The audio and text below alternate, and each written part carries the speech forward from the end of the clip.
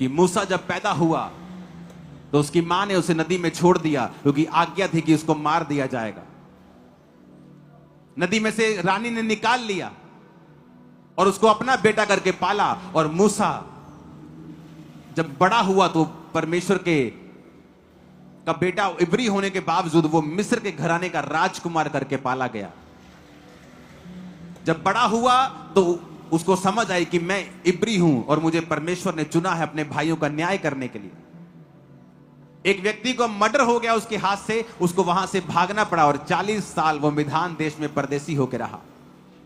फिर मूसा को परमेश्वर ने झाड़ी में दर्शन दिया और मूसा को बताया कि मूसा, मैं तेरा परमेश्वर हूं और मैं तुझे भेजता हूं। और मूसा क्या कह रहा है कि परमेश्वर तुझे गलती लगी है, क्योंकि मैं मुंह का क्या हूं, भद्दा हूं।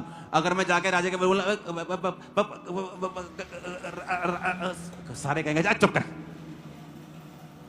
तो परमेश्वर तेरे को गलती लग गई है।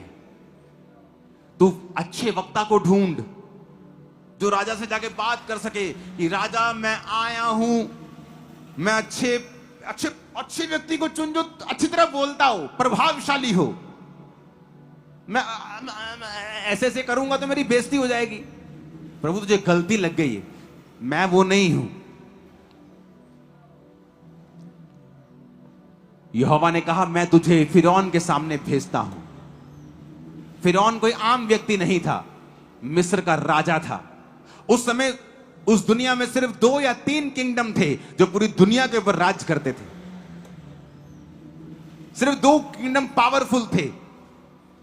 मिस्र के राजा के सामने बकवास करने का मतलब था कि मौत को न्योता देना। वो कोई लोकतंत्र नहीं था, वो राजा के नीचे था, शासन था। राजा का अगर मूड खराब हो तो जान जा सकती थी। वो राजा के सामने परमेश्वर ने उसको भेजा। परमेश्वर ने कहा जा, और परमेश्वर ने उसके मुंह को चंगा नहीं किया। परमेश्वर ने नहीं कहा मूसा ये ले मैं तेरे मुंह को छूता हूं, अब जा तेरा मुंह ठीक हो गया, तेरी जुबान ठीक हो गई है। उसने अपने भाई को मांग लिया कि मुझे कोई भाई दे दे कि वो मेरी ओर से बात करे। परमेश्वर इस बात में सहमत नहीं था, लेकिन उसने फिर भी दे दिया कि ठीक है तू कहता है तो। परमेश्वर ने एक ऐसा व्यक्ति जो वचन कहता है बोलने में निपुण नहीं था, मुंह और जीभ का भद्दा था, इजराइलियों को छुड़ाने के लिए चुना और मिरेकल्स करने के लिए चुना, क्योंकि वो कहता है मैंने जगत के निर्बलों को चुन लिया।